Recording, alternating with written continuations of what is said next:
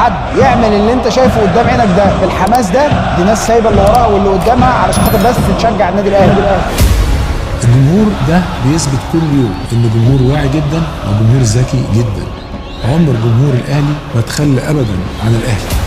جمهور يحرك الصخر، جمهور يحرك الصخر. الجمهور وحشه انه يشوف الاهلي في الملعب، والاهلي وحشه انه يشوف جمهوره في المدرجات.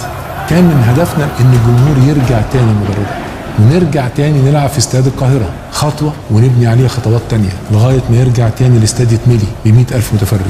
جمهور يحرك الصخر، جمهور يحرك الصخر. الاهلي كيان، الاهلي رمز، الاهلي عزيمة، الاهلي اصرار. نبقى في مدرج نفكر بس في الاهلي. جمهور يحرك الصخر، جمهور يحرك الصخر. اهلي اهلي بيب بيب اهلي، غنوا وتغنوا بالملايين.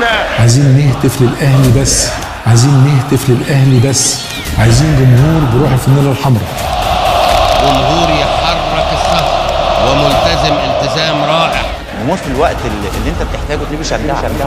الاهلي دائما هو صانع السعاده، يعني دايما بترفع راسنا ودايما بتفرحنا وبتسعدنا بكل تاكيد.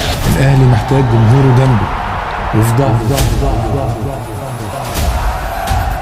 جمهور الاهلي هو حمى الاهلي. الاهلي محتاجك، بلاش حد يشتتك.